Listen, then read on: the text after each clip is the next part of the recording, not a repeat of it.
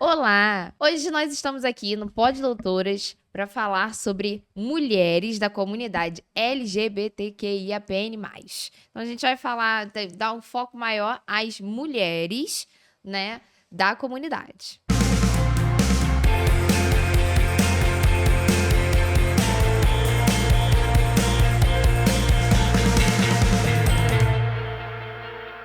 Olá, nós estamos aqui hoje no Pod Doutoras. Eu sou Karen Machado, estou aqui com a Marina Sanches, com a Hanna Guimarães, Olá! para a gente falar sobre o direito das mulheres da comunidade LGBTQIAPN+. Nós vamos falar de mulheres lésbicas, vamos falar de mulheres trans, mas nós entendemos que também tem outros, né? Nosso foco hoje maior vai ser mulheres lésbicas e trans. Lembrando aqui que a gente não tem muito lugar de fala, então a gente vai falar realmente sobre direito, tá? Mas em um momento oportuno a gente quer trazer, assim, uma advogada trans pra gente falar no ponto de vista da mulher trans mesmo, da mulher lésbica, com vivência, né? Com toda a história, né? Mas vamos lá. Eu acho que surgiu esse tema a partir daquele nosso episódio. Voltem lá para ver esse episódio sobre violência doméstica, em que a gente comentou, né? E eu vi algumas pessoas engajando, né? Como vocês sempre fazem, a gente gosta muito de ver o feedback de vocês. Falando sobre a questão que a Lei Maria da Penha, ela é aplicável para relações homoafetivas entre duas mulheres, né? Isso. Não existe essa distinção. Pode ser uma agressora, como a Hanna colocou lá naquele episódio. Então, quando eu vi esse movimento, né, de pessoas e a gente mesmo... mulheres trans também podem, Sim, mulheres trans também. Então, assim, a gente veio aqui desmistificar, eu acho que tem muito isso da falta de conhecimento. A falta de conhecimento que a gente vai perpetuando falas que não são condizentes com a realidade dos fatos, do direito mesmo. Então, falar sobre identidade de gênero, distinguir sobre o sexo biológico, distinguir sobre a orientação sexual, acho que é fundamental. Não sabe. Muita gente ainda não sabe, né, a diferença. Vamos começar, então, já com... Sexo biológico. Sexo biológico. É o que entende como... mulher e homem atualmente. É fêmea e macho, né? Assim, fêmea e macho na natureza. No nascimento, né? E aí aquela tem distinção. A ver com o sistema reprodutivo, né? Exatamente. Então tem lá, se tem vagina, é mulher, reconhecido como fêmea, ou se tem pênis, é macho ou homem. E aí, orientação sexual. Gente, orientação sexual tem a ver com sexo, é com quem você se relaciona. Então, se é uma mulher que se relaciona com outra mulher, ela é homossexual. Ela é homossexual. Se é uma mulher que se relaciona com um homem, ela tem uma relação heterossexual. Mas, se é uma mulher trans que se relaciona com uma outra mulher, ela é homossexual. Nossa, mas se é uma mulher trans que se relaciona com um homem, heterossexual, gente. A gente tá falando aí de uma orientação sexual de pessoas de gênero diferente. Aí que vem a questão do gênero. Que a gente fala tanto. Se relaciona com os dois sexos, é uma mulher ou um homem bissexual. Sim. Exato. O próprio prenome já diz, hétero que é o diferente, o homo é igual e o bi que vai pros dois, entendeu? Eu acho que é uma questão mais também da língua portuguesa aí, puxando um pouquinho. Também. Mas também tem a identidade de gênero, né? E aí, esse é o gostosinho, assim, sabe? Porque as pessoas sempre perguntam, mas o que é uma pessoa cis? Uma pessoa cis é uma pessoa que a identidade de gênero dela corresponde ao sexo biológico. Então, eu, Karen, sou uma mulher hétero cis. Sou hétero porque eu me relaciono só com pessoas com homens, né? E eu... cis porque eu me identifico com o meu sexo biológico. Correto, perfeita. Esse é gostosinho, assim, ó. Você é mulher. E você se identifica como mulher, você é cis. Isso. Agora, uma pessoa transgênero, ela não se identifica. Também tem as pessoas não binárias e tudo mais. Que não se identificam com nenhum gênero. Porque o gênero, quando a gente fala de gênero, é essa carga da sociedade. Como a gente deve se comportar, né? Esse lado mesmo do comportamento social. Por isso que muitas pessoas, elas estão indo contra essa imposição social que é do gênero. Então, O homem, ele é entendido como aquele machão, que não chora, que não demonstra sentimentos. Os estereótipos de gênero, Exato, né? Exatamente exato. isso, é uma construção social, né? Por isso que Simone de Beauvoir fala que não se nasce mulher, torna-se mulher. Por conta do meio que ela vive ali e de tudo que é condicionado. É isso que você estava falando. Que o homem tem um perfil que é mais assim, a mulher tem um perfil Mais que assertivo, ele é mais pro ambiente público, né? Então, e a mulher é mais aquela que deve falar de uma forma gentil, ela é uma doce, ela precisa ser resiliente, ela é recatada, né? Bela, recatada e do restrita ao lar. ambiente doméstico. Restrita ao ambiente doméstico. Ela não pode ser uma mulher ambiciosa. Ela não pode. Senão ela tá pegando a energia masculina, né? Esses estereótipos de gênero são os que reforçam as violências de gênero, né? Exatamente. Porque se Partindo do pressuposto. porque vocês já acham que a gente tem que se comportar e a gente age de forma diferente, violência de gênero pra gente. Sim, e por isso que as pessoas trans sofrem tanto também, né? Por não corresponderem A expectativa da sociedade. do que ela deveria ser do gênero, né? De agir, se portar como o gênero biológico, o sexo biológico, né? O gênero tem que estar sempre atrelado e corresponder. E nem sempre. Às vezes a gente vê uma mulher que, de repente, não é tão feminina, e aí a feminilidade também é uma construção social, automaticamente já se coloca num lugar de que ela é lésbica, né? De que, não, ela Parte do pressuposto, nem sabe. Parte do A orientação pressuposto. sexual dela, nem sabe. Exatamente. E às vezes ela só não gosta mesmo, só não quer se maquiar, não quer, sabe, nada disso do universo que se coloca como um universo feminino. Ao mesmo tempo que um homem também, que é mais cuidadoso e mais vaidoso, também já se coloca nessa coisa de que o cara é gay. E às vezes não, sabe? Não tem uma coisa a ver com a outra. Realmente... Às vezes é só higiene. Às vezes é só o básico. Às vezes é só o mínimo. Ali o OMS, seguindo as coisas da... De repente é só o mínimo. Nossa, e como, né? Nossa, eu ia falar, mas enfim. Eu já sei. Então, assim, Eu pensei, você pensou, todos pensamos, né? Vambora. é bom esse nas entrelinhas. Comenta aqui o que vocês acharam que a gente ia O que falar, vocês gente. entenderam? Bota aí pra gente. Ai, meu Deus do céu, vocês acabam com a minha... Com o clima. Com a seriedade, nós somos advogadas sérias, né? Nós somos... Total, nossa É o que se espera. É o que se espera, né? A Karen fala muito sobre isso, que no fórum ela é doutora Karen Machado. Fora disso, deu... Esquece, cancela. É isso. Mas vamos lá. A gente vai passar muito... Alguns direitos a gente prefere conversar com uma advogada trans ou uma advogada lésbica, porque a gente acha importante... porque alguns detalhes, né, com maior riqueza, elas vão poder trazer. Então, isso aí é uma promessa nossa até o final do ano. Já temos algumas pessoas em mente, né? O negócio é conciliar a agenda, mas vamos trazer. É isso, Exatamente. mas também se vocês quiserem indicar, Exato. indicações. Indica pra gente quem vocês querem que venha aqui. E aí vocês querem que a gente... Não, eu tenho vários nomes muito legais também. Vamos lá. Vamos falar da retificação do nome, bem brevemente, e do nome social, Mariana. Já que estamos falando de mulheres trans, né? De mulheres trans. É importante a gente falar disso. Bom, gente, a retificação do nome é a alteração do nome de registro. Então, vou me dar por exemplo. Nasci Karen, minha mãe me registrou como Karen. Cresço, entendo que não sou Karen. Enfim, um exemplo, tá? Um homem trans e eu quero mudar o meu nome. Então, eu faço essa retificação e a gente consegue fazer isso no cartório.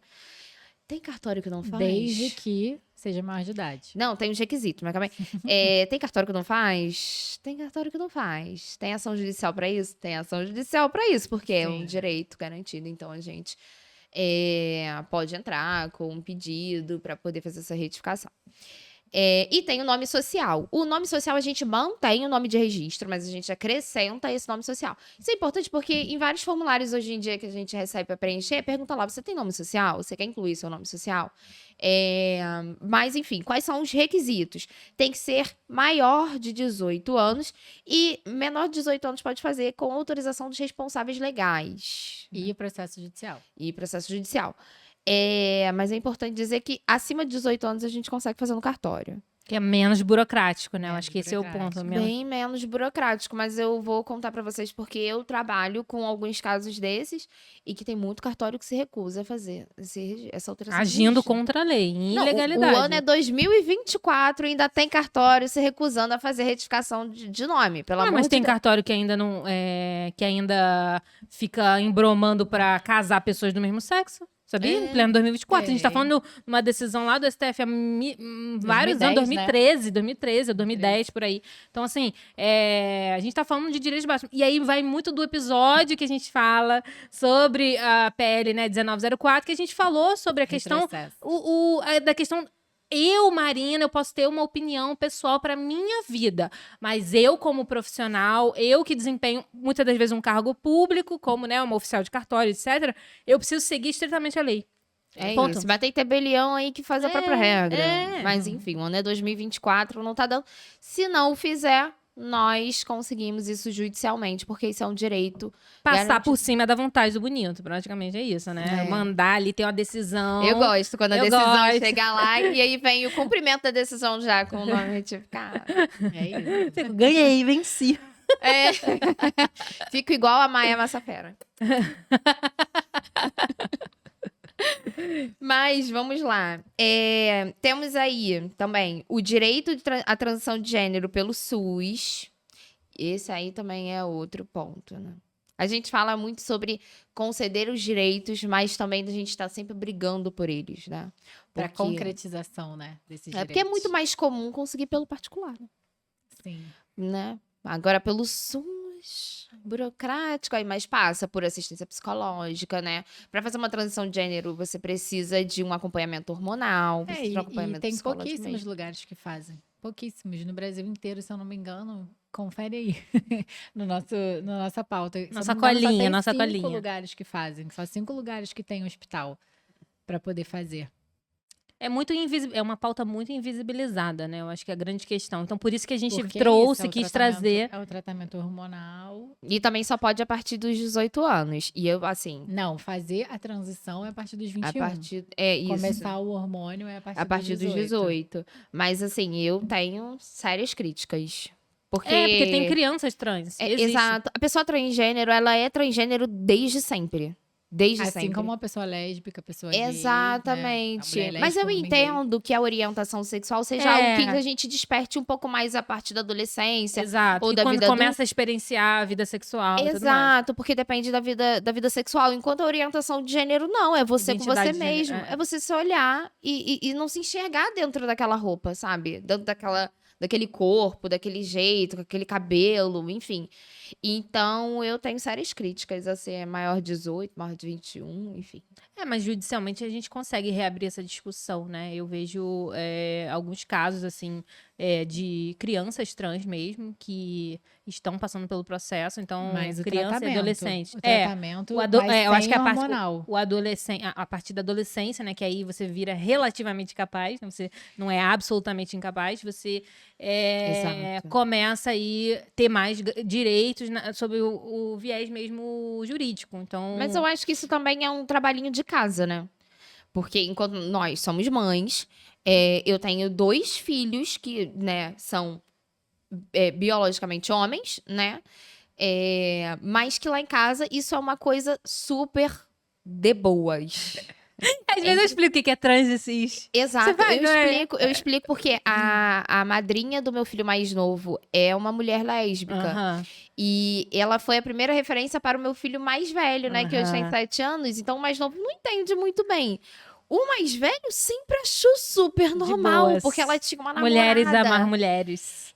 Ele sempre achou muito normal, porque elas estavam juntas. E o meu melhor amigo também é um homem gay. Então, pra ele também é super de boas. Sim. Só que aí a criança vai crescendo, vai convivendo com outras crianças que são... Esse é o grande... Exato, eu digo que eu educo meu filho todos os dias, né? Porque eu educo, deseducam, eu educo de novo. Aham. E aí ele chega em casa e aí às vezes ele fala: "Nossa, mãe, falaram que namorar seu menino não pode namorar menino". Tá errado isso, esquece, cancela. Aqui em casa a gente não tem essas coisas, tá tudo certo. Sim, assim. sim. Mas justamente, e também porque a gente é uma família padrão, né? É, tem meu isso, o exemplo. companheiro, né?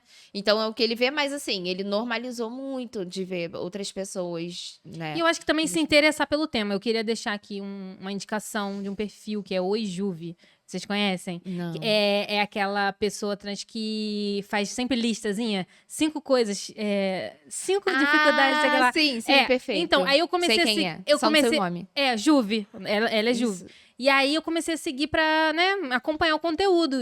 Comecei através dessa questão da lista e depois eu fui vendo que ela fala muito sobre essa questão da transgeneridade, ela fala muito sobre essa questão de não se identificar, ela é não binária, salvo engano.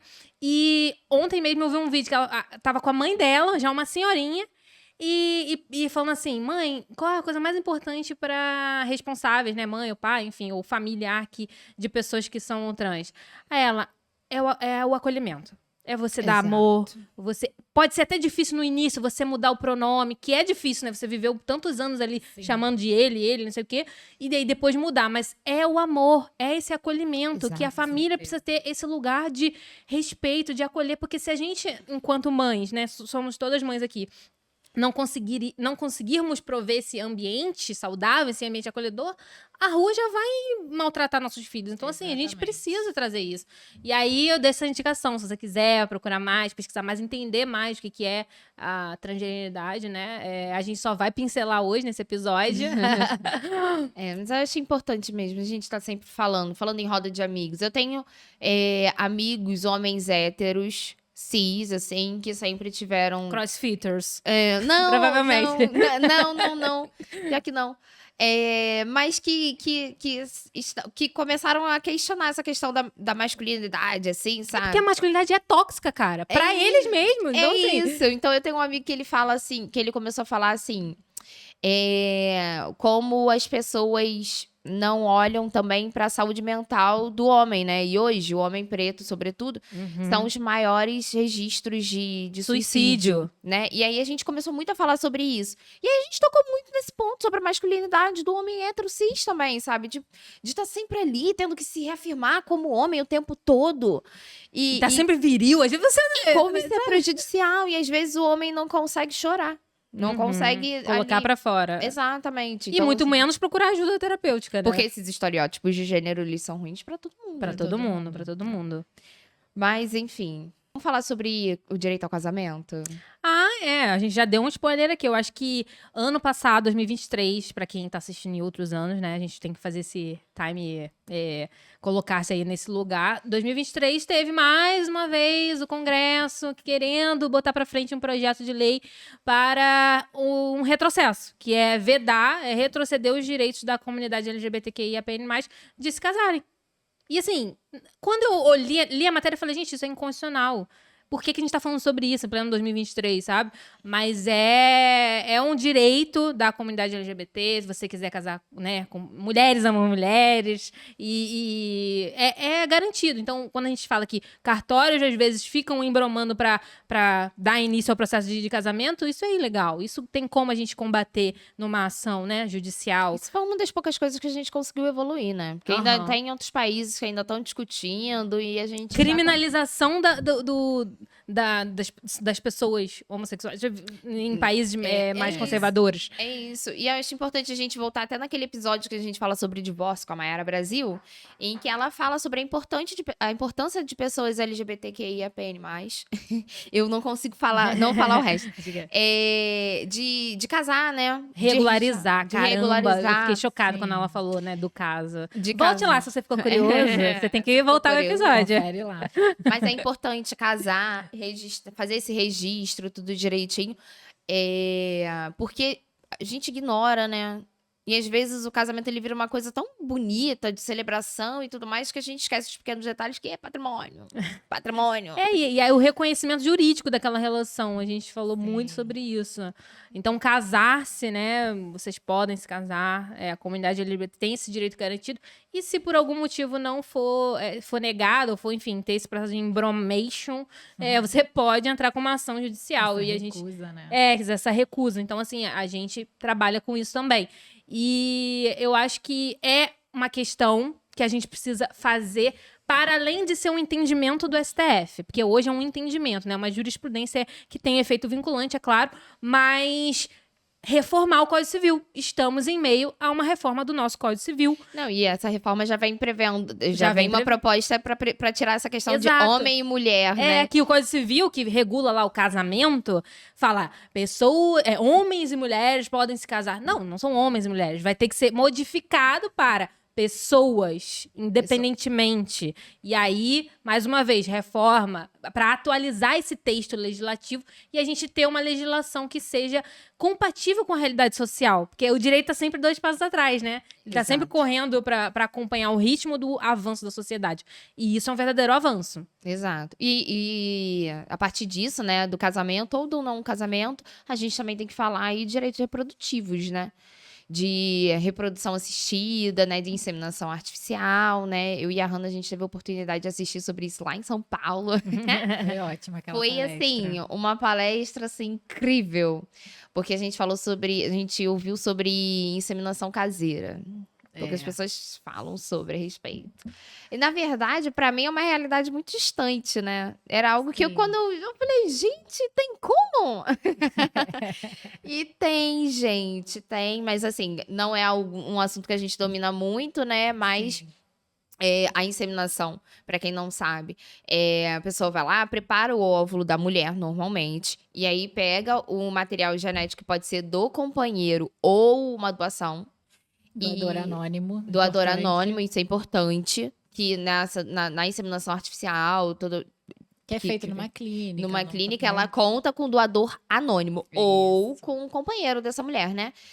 Que por alguma razão eles não estão conseguindo ali fazer uma gestação normal, natural. E faz ali a inseminação, todo o processo, a mulher engravida, mas conta com todo um processo hormonal, né? Que pode também ser feito com 2 mulheres lésbicas, né? Então, elas são um casal, que é muito comum. Muito comum. Muitas famosas aí que, inclusive, já fizeram. Mas como é que é a caseira? Literalmente em casa, pega o material genético de uma pessoa que conhece, então já não é mais anônimo. Conhece ou então alguém que é pago pra isso, né? Alguém que vai vender o espermatozoide. E aí elas fazem isso em casa. E aí hoje existe uma discussão, né? Acaba que é mais barato, né?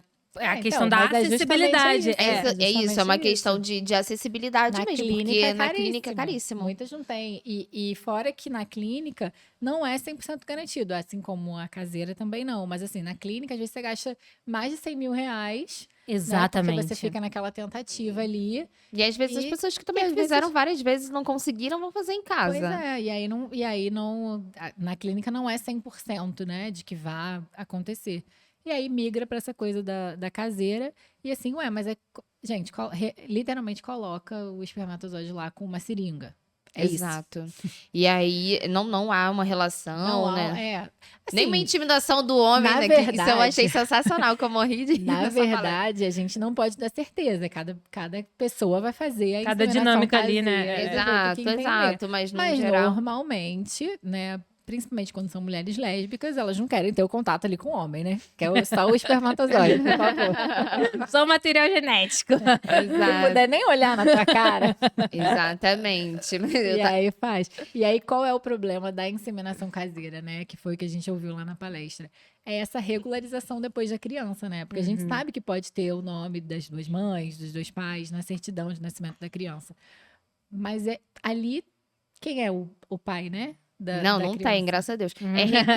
Reconhecer então, a dupla maternidade como dupla maternidade, não como uma maternidade socioafetiva e a maternidade biológica, exato. Né? E aí o pai como desconhecido. Exato. Né? Porque consta isso, né, na certidão. Exato. E a briga hoje, né, de algumas advogadas, algumas pessoas advogadas, pra gente falar de uma maneira mais genérica, é realmente o reconhecimento dessa dupla maternidade, né?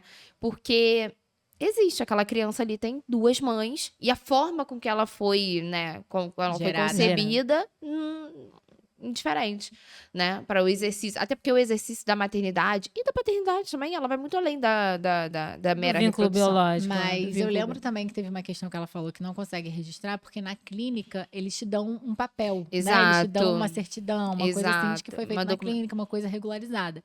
Quando é inseminação caseira, você não tem esse papel, né? Falta essa documentação. Por isso que muitas vezes tem essa negativa de você conseguir fazer o registro da criança. Enfim, às vezes a criança já com 2 anos ainda não consegue o registro. Então, tem essa questão que muitas vezes não é a nossa atuação no dia a dia, mas que existe, né? Existe essa falta de legislação mesmo para poder suprir. E aí, como a Marina estava falando dessa coisa de STF, mais uma vez, tive que suprir, a gente precisa falar também do crime da homofobia, que também não existe legislação específica. Exato, é equiparado ao racismo. Que o STF julgou em 2019, tô até com a coisa aqui aberta. Com a colinha. 13 de junho de 2019, que a discriminação por orientação sexual e identidade de gênero passe a ser considerada crime equiparado ao racismo. Então, mais uma vez, o STF tendo que legislar, porque o nosso Congresso tá lá atrás, né, gente? Tá porque falando até sobre... hoje a gente não tem uma lei que criminalize a homofobia, a transfobia, né? Enfim, esses crimes de ódio contra pessoas da comunidade. Eu vou trazer fofocas aqui. Eu atuo num caso, aqui falando sobre o nome, voltando lá sobre o nome social, em que é uma mulher trans, ela sempre viajou com o nome social dela. E aí, esse ano, eventualmente, ela foi viajar e aí olharam lá na identidade dela e viram um nome morto dela, né? Que a gente chama de nome morto.